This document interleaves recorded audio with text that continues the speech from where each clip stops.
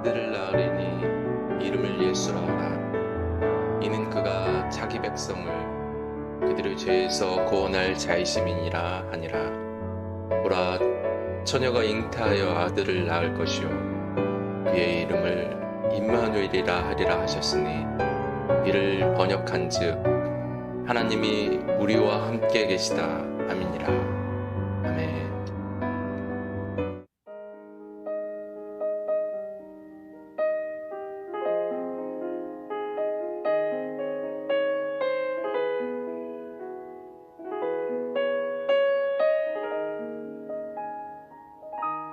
주님 나를 택하사 잃어버린 자에게 아버지의 사랑을 나누게 하시네.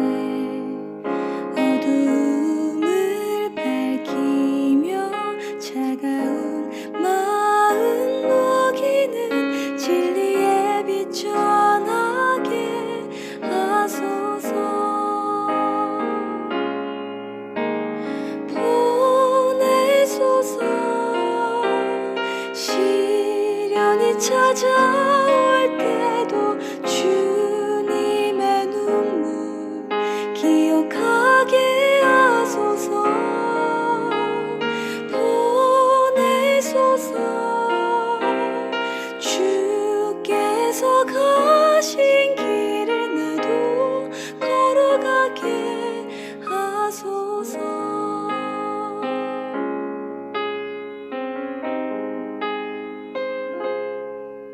성령으로 임하사 소망 없는 자에게 생명의 그 말씀을 전하게 하시네.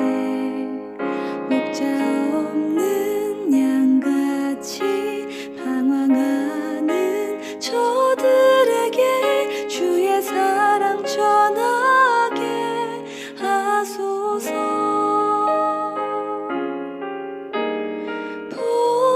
보내소서. 시련이 찾아올 때도 주님의 눈물 기억하게 하소서. 보내소서. 주께서 가신 길을 나도 걸어가게 하소서.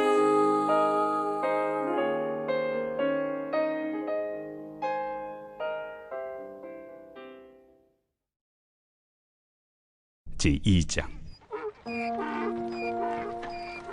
헤로드 왕 때 예수께서 유대 베들레헴에서 나시매 동방으로부터 박사들이 예루살렘에 이르러 유대인의 왕으로 나신 이가 어디 계시냐? 우리가 동방에서 그의 별을 보고 그에게 경배하러 왔노라.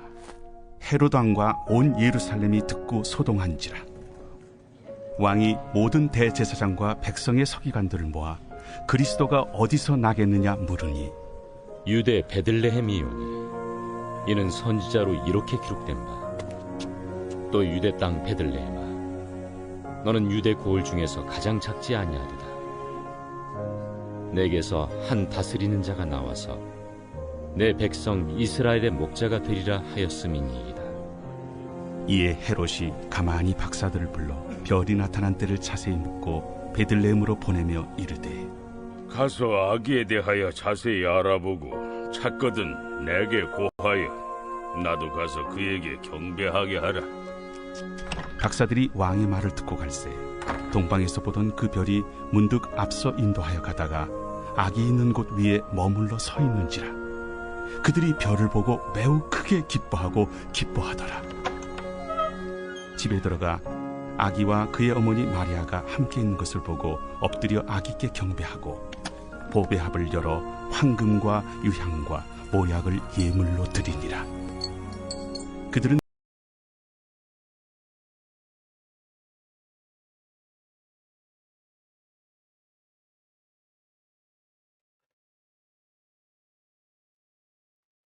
네, 오늘 본문은 동방 박사들의 방문으로 이스라엘이 소동하게 되는 것을 기록하고 있습니다. 그러니까 메시아의 탄생에 이 세상은 두 가지 반응을 보이게 됩니다. 한쪽에서는 예수님을 경배하고 한쪽에서는 예수님을 배척하는 그런 기사로 채워져 있습니다. 1절 헤롯 왕 때에 예수께서 유대 베들레헴에 나심에 동방으로부터 박사들이 예루살렘에 이르러 말하되 예수께서 유대 베들레헴에 나심에 지금 마태는 요셉과 마리아가 베들레헴으로 호적을 간 사실을 기록하지 않고 단지 유대 베들레헴에서 예수가 탄생하셨다라는 그 사실만을 기록하고 있습니다. 이게 마태와 누가의 예수님의 구약의 성취를 기록한 다른 점입니다. 단지 마태는 지금 예수님의 탄생을 기록하고 있기 때문입니다. 유대인의 왕으로 나시니가 어떻게 동방의 박사들이 유대의 왕을 위해 예루살렘에 왔을까요? 우리가 성경을 살펴보면 유대인과 이 동방 사람들의 연결고리가 바벨론의 포로 시절에 있는 것을 알 수 있습니다.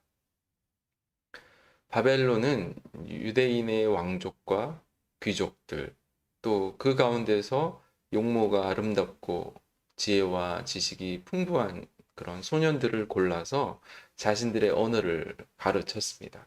우리가 잘 알고 있는 다니엘은 벨드사살이라는 이름으로 바벨론의 포로로 그렇게 지냈습니다.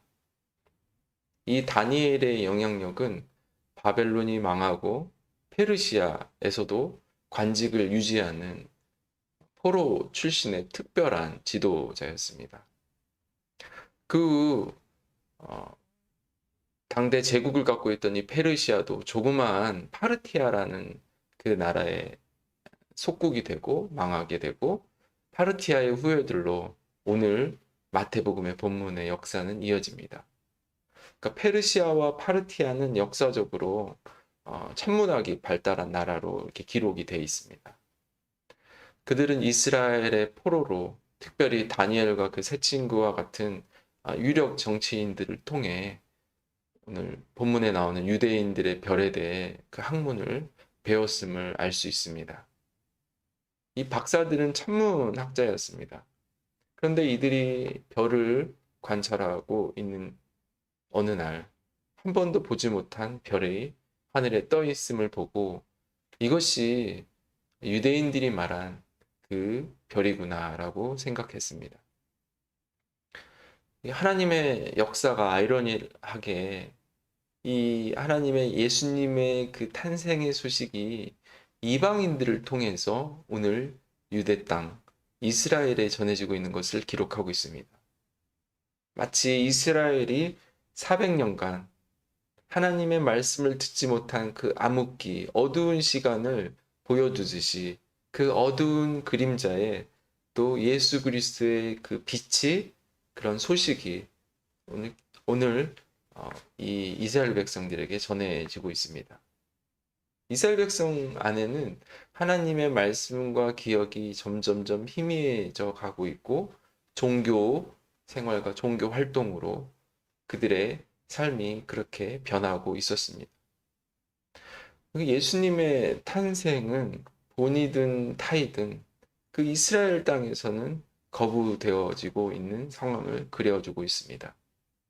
그러나 여전히 하나님의 열심은 동방에 있는 박사들을 통해서 예수님의 탄생을 선포하고 우리가 지난번에 목자들에 대해서 살펴봤듯이 그 하나님의 가장 낮은 자들, 목자들과 함께 그 기쁨을 기뻐할 수 있도록 누가복음에 그렇게 기록하고 있죠. 우리 동방 박사에 대해서 한번 살펴보겠습니다. 우리가 이렇게 어렸을 때부터 주일학교 때부터 보았던 또 성국으로 보았던 그 그림 안에 우리의 굳어진 생각들이 한 두 가지 정도 제가 오늘 본문을 통해서 다시 생각해 보려고 합니다. 동방박사에 대해서 우리가 보통 예물이 세 개여서 동방박사들이 한 가지 예물을 가져오는 그런 선극을 많이 하는데요. 적어도 지금 동방에서 이스라엘까지 오려면 그 긴 여행, 1년 반 정도의 여행을 하려면 적어도 최소 인원이 20명에서 30명이 되어야 하는 되고요. 기간도 아마 1년 반 정도였으니까 3명으로 이런 긴 여행을 할 수 있다는 것은 불가능하겠죠. 또 하나는 오늘 본문 11절에 나오는 말씀인데 이 동방 박사들이 예수님을 마국간에서 만나는 것이 아니라 11절에 보면 집에 들어가라고 집이라고 나옵니다. 여기서 정관사 더 하우스라고 나오는데 이 곳은 베들레헴이 아니라 나사렛 집을 의미하고 있습니다. 오늘 본문을 통해서 동방 박사들을 좀 더 살펴보겠습니다. 이 페르시아 이후에 있었던 파르티아라는 이 장소에서 이스라엘까지 온다는 것은 제가 구글 맵으로 한번 눌러봤어요. 900km, 그러니까 차로 쉬지 않고 운전해도 10시간 이상을 걸어와야 되는 거리입니다. 지금 뉴욕에서 아마 인디애나폴리스 정도의 거리인데요. 제가 이렇게 걸어가는 것으로 눌러보니까 10일 동안, 그러니까 인간의 그 도보로 10일 동안 쉬지 않고 가야 되는 거리예요. 그래서 최소 6개월에서 1년 반의 거리를 걸었을 텐데 오늘 본문에서는 실제 헤롯이 2살 아래를 죽이는 근거가 바로 이 동방 박사들이 별을 보았을 때가 언제인지를 보고 그래서 1년 반, 2살 아래의 아이들을 학살하는 그 일들의 근거가 되는 본문입니다.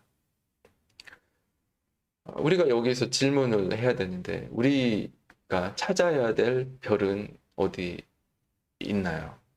우리가 지금 보아야 될 별, 우리가 경배 드려야 될 예수님이 어디 계시는지 그것들에 대한 우리가 궁금증을 가질 수 있습니다.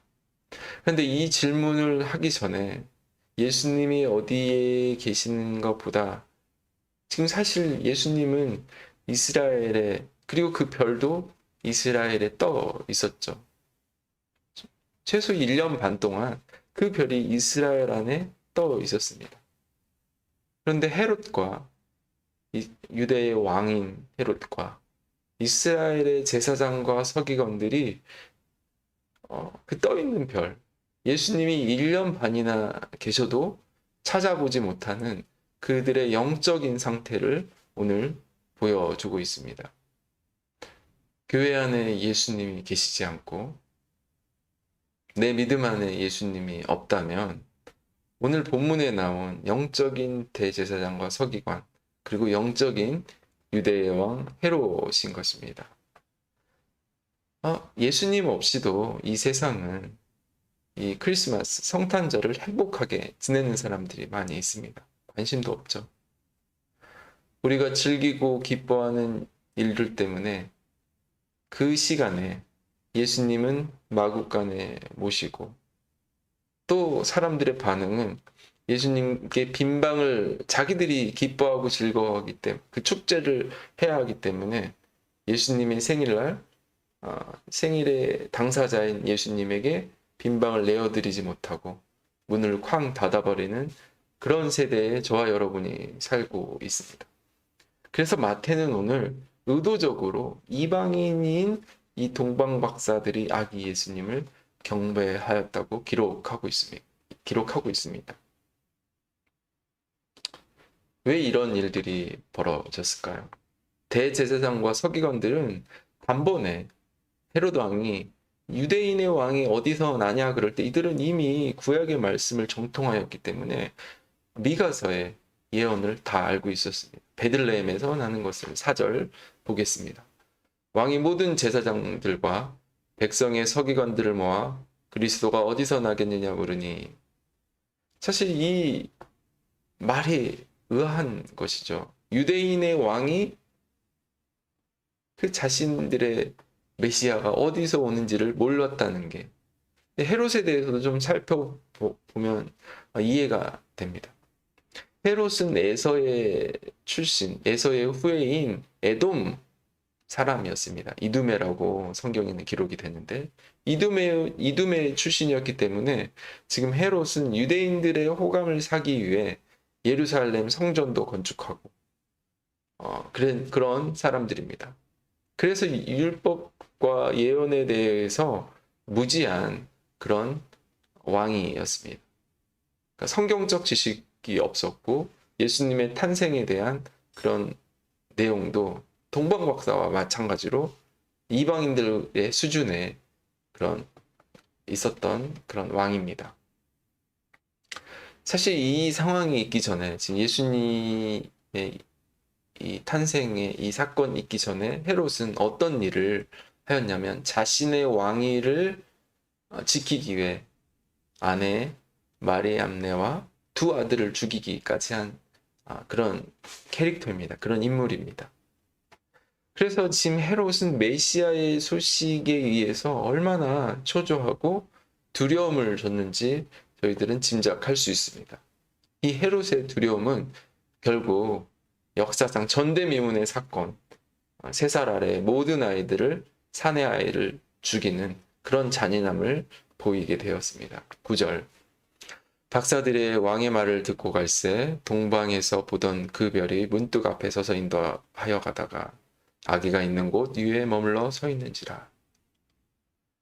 동방 박사들이 하나님의 말씀, 미가서의 그 예언을 몰라서 그 별을 따라 1년 반 동안 왔지만 정작 이스라엘에 도착해서는 길을 잃어버렸습니다. 그러니까 예루살렘과 베들레헴이 약간 10km 밑 아래쪽에 있었는데 그 가까운 거리에서도 별의 가까이 예루살렘에 있다 보니까 그 별의 움직임이 미세했겠죠. 어쨌든 이들은 이스라엘에서 그 별을 따라가지 못했던 모습을 볼 수 있습니다. 이 모습이, 이 동방박사의 모습이 어쩌면 저와 여러분들의 모습일 수도 있습니다. 우리 안에 하나님을 향한 그 열정, 주님을 처음 만났던 그 뜨거움, 그 사랑들이 어느 순간에 교회 안에서 그 믿음을 잃어버리고 또 앞으로 어떻게 무엇을 찾아야지, 어떻게 내 믿음을 성장하고 내가 주님 앞에 순종해야 될지 그런 상황들이 벌어질 수도 있습니다. 그때 저와 여러분이 포기하지 않는 믿음이 필요합니다.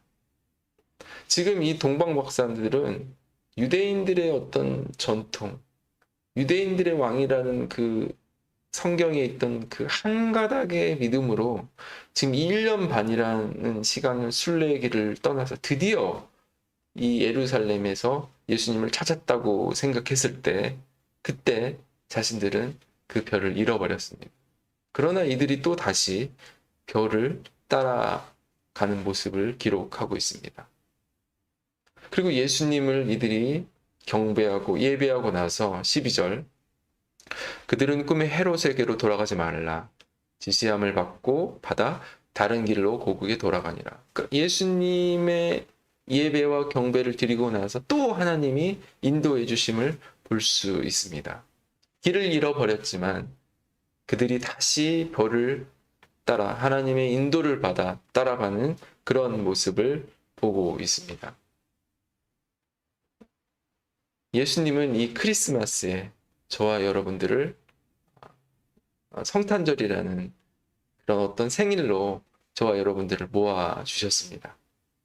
그런데 오늘 본문과 같이 예배하고 경배한 그 박사들을 다시 고국으로 또 다시 보내는 예수님의 성품을, 모습을 볼 수 있습니다. 그리고 주님께서는 동방박사와 같이 우리의 길을 인도해 주시고 나타내 주실 것입니다. 우리가 어떻게 가야 되고 어떻게 살아야 될지를 알려주실 것입니다. 예수님 자리에 군림하고 있는 그 헤롯의 모습으로 이 크리스마스를 보내는 자들도 있고, 또 예수님이 보내는 또 동방박사와 같이 그렇게 또 보냄을 받는 자들이 있습니다. 오늘은 예수님이 생일이기 때문에 예수님을 찾기에 너무나 좋은 시간입니다. 어제 말씀에 예수님께서는 가난한 자에게 먼저 복음을 전하셨다고 하셨습니다. 그러면 저희가 예수님이 어디 계시는지 알 수 있습니다. 우리가 잃어버린 그 가난한 자를 저희를 또 통해 찾아가서 그 기쁨의 소식, 예수님의 탄생을 나누기를 원하십니다. 1년 반에 걸려 이들이 지금 예배드리고 경배드린 동방박사에게 다시 본국에 보낸 이유를 또 생각하면서, 또 잃어버린 그 영혼들, 본국에 있었던 예수님을 전하지 못한 그 영혼들에게 자신들이 드렸던 그 선물을 그들에게 전했을 것입니다. 예수님은 이 땅의 영원한 왕, 황금이죠. 영원한 제사장, 영원한 선지자로 전하면서 저와 여러분이 살아가기를 원하는 하나님의 꿈을 함께 오늘 보았습니다. 오늘 예수님께서 주신 그 기쁨을 또 주님의 인도를 받아 다른 영혼들에게 나누는 시간들이 되기를 원합니다. 여러분들이 문자도, 카톡으로, 또 전화로 어떠한 방법을 써서라도 하나님이 보내시는, 하나님이 기억나게 하는 그 영혼들에게 예수님의 나눔을 전하고, 또 함께 예배드리지 못하지만 그 영혼들을 살피고, 또 그동안 연락이 되지 않은 그동안 그런 영혼들에게 예수님의 나심을 함께 전하고, 우리에게 보내주신 그 영혼들과 함께 기쁨을 나누는 또 하루가 되기를 원합니다. 아멘. 우리 같이 이 시간 기도로 오늘 하루를 또 그렇게 주님께 드렸으면 좋겠습니다. 제가 3가지 정도 또 여러분에게 드리겠습니다. 오늘 아기 예수님을 보내주신 하나님께 먼저 저와 여러분이 감사드리고 기쁨으로 예배드리는 하루가 되었으면 좋겠습니다. 또 예수님이 잃어버린 그 시간을 저와 여러분이 말씀으로 되찾는, 하나님의 말씀으로 되찾는 그런 성탄 주일이 크리스마스가 됐으면 좋겠습니다. 마지막으로 예수님을 기억하는, 영혼들에게 기쁨을 나누는 그런 하루, 여러분이 그렇게 하나님 앞에 드려지기를 기도합니다. 우리 같이 기도하겠습니다. 하나님 감사합니다. 오늘 아기 예수님을 이 땅에 보내주시고, 아기 예수님을 통해서 또 기쁨이 하늘의 영광이고 땅에 또 평화를 주셔서 감사드립니다. 우리의 귀한 것들, 우리의 가장 귀한 보배합을 들고 주님 앞에 나아가기를 원합니다. 영원한 우리의 왕이신 예수 그리스도, 우리를 위해 이 땅에서 모든 희생과 우리 예수님의 모든 것을 드린 그분을 또 찬양드리며, 앞으로 우리의 삶을 인도하실, 하나님의 말씀으로 인도하실, 성령으로 인도하실 그 주님을 찬양합니다. 주님 홀로 영광 받아주시고, 주님으로 인하여 많은 영혼들이 또 주님 앞에 또 다시 돌아오는 우리 영광의 날을 보게 하여 주옵소서. 하나님, 또 저희가 잃어버린, 또 제가 잃어버린 하나님의 시간들을 기억하게 하여 주시고, 내 믿음 안에서 예수님이 잃어버린 그 시간들을 회복하는, 다시 되찾는 그런 성탄절이 될 수 있도록 주님 도와주옵소서. 하나님, 너무 주님의 일에, 교회의 일에 바빠서 영혼들을 살피지 못하는 것들 하나님 용서하여 주시고, 그 영혼들과 함께 다시 예배드리는 그런 하루가 될 수 있도록 주님 붙들어 주시옵소서. 영혼들을 기억나게 하여 주시고, 보게 하여 주시고, 연락하게 하여 주시고, 하나님 예수 그리스도의 그